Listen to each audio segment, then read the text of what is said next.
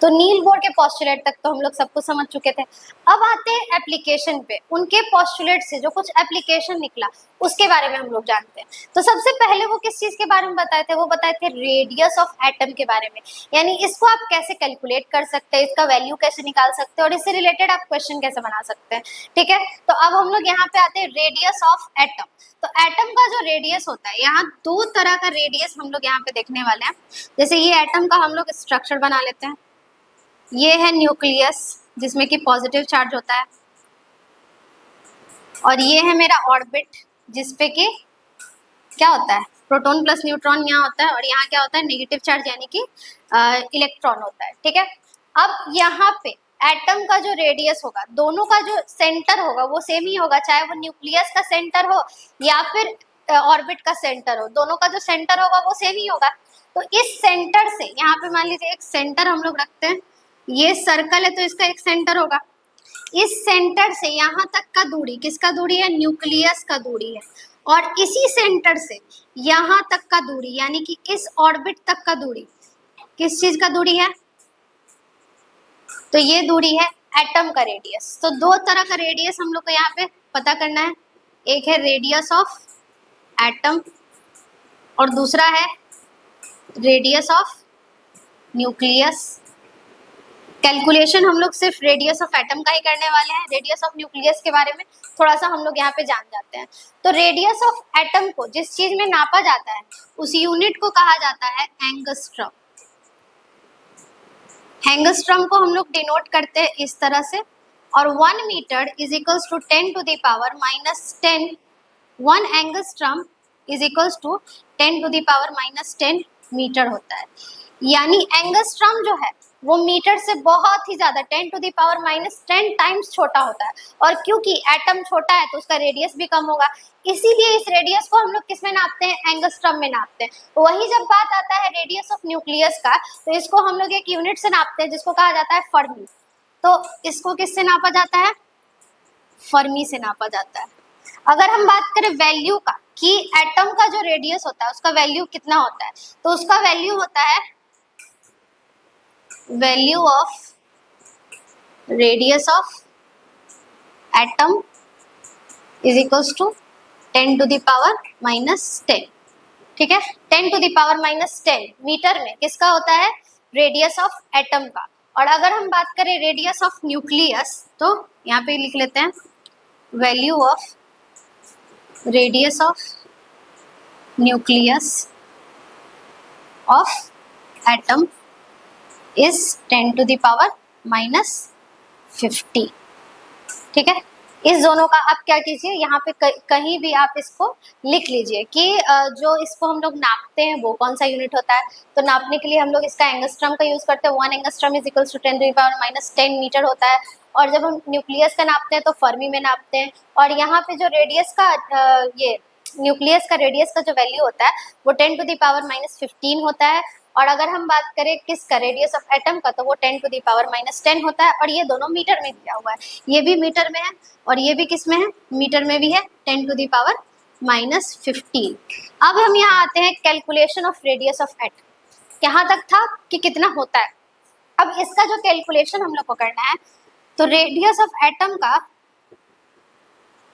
Bore formula दिए थे, वो क्या बोले थे कि इसको आप डायरेक्ट कैलकुलेट कर सकते हैं किसी भी ऑर्बिट का इस फॉर्मूला के थ्रू।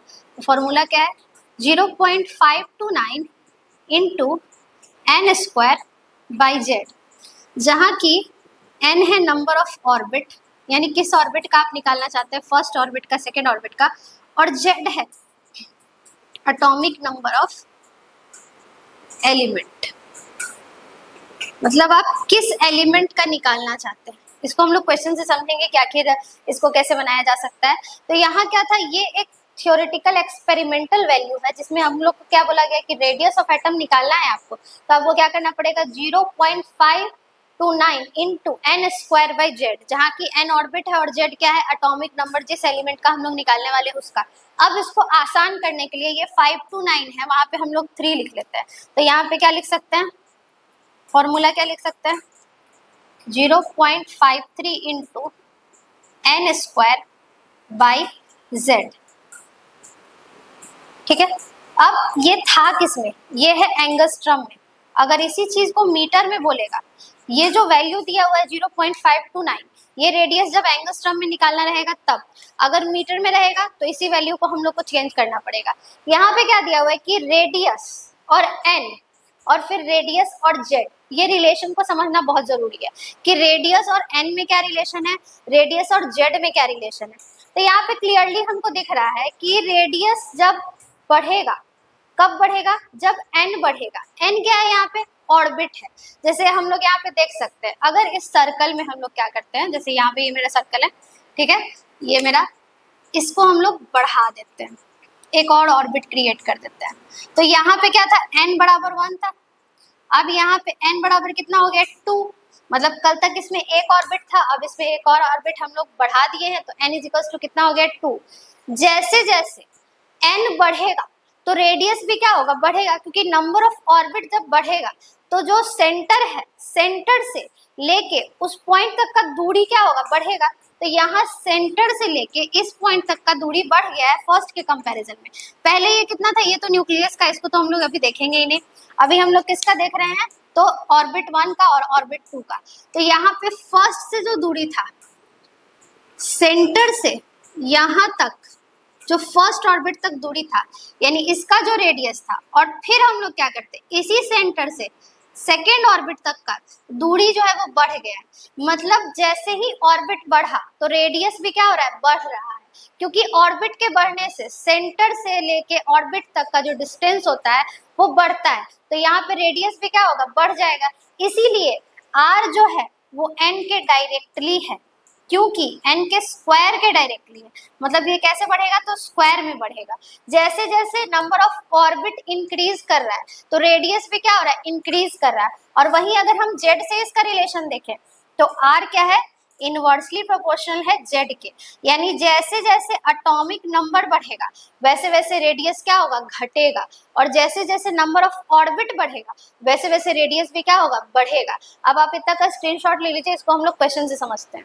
रेडियस का जो कॉन्सेप्ट हम लोग सीखे थे उसको यहाँ पे एक क्वेश्चन, एक एग्जाम्पल से हम लोग समझते हैं। तो क्वेश्चन क्या दिया हुआ है, find the radius of He+2 atom in second Bohr orbit.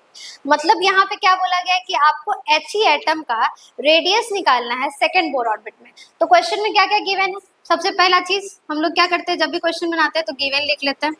तो गिवन क्या दिया हुआ है कि n का वैल्यू कितना हो जाएगा, 2 हो जाएगा, क्योंकि यहाँ पे क्या बोला गया है, second Bohr orbit. Second Bohr orbit कहने का मतलब ये किस ऑर्बिट में है, सेकेंड ऑर्बिट में। तो सेकेंड ऑर्बिट में है तो n का वैल्यू कितना हो जाएगा, 2 हो जाएगा।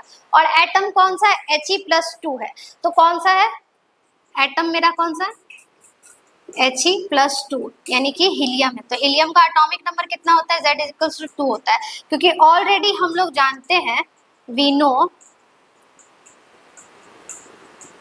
रेडियस ऑफ एटम का जो फॉर्मूला था वो क्या था, 0.53 इंटू n²/z, यानी कि रेडियस निकालने के लिए हम लोग को क्या चाहिए, n चाहिए और z चाहिए, जहाँ की r जो है वो डायरेक्टली प्रोपोर्शन होता है n के।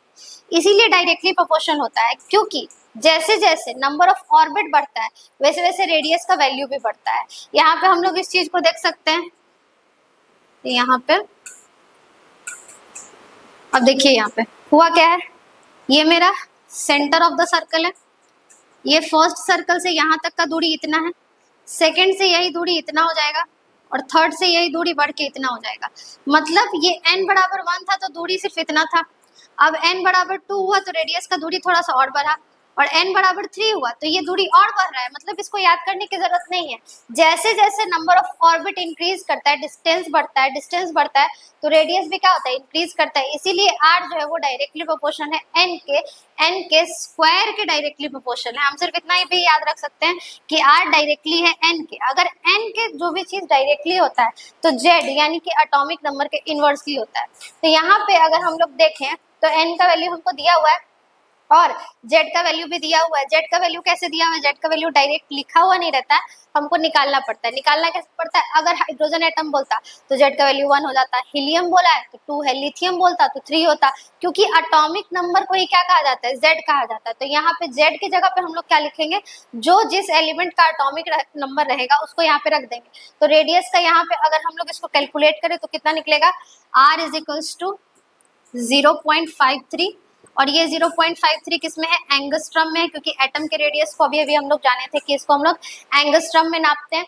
तो ये कितना हो जाएगा? 0.53 इनटू n का स्क्वायर, यानी कितना का स्क्वायर? तो 2 का स्क्वायर, क्योंकि n का वैल्यू कितना है? 2 है, तो 2 का क्या हो जाएगा? स्क्वायर, डिवाइडेड बाय z का वैल्यू यहाँ पे कितना दिया हुआ है? 2 दिया हुआ है, तो डिवाइडेड बाय क्या हो जाएगा?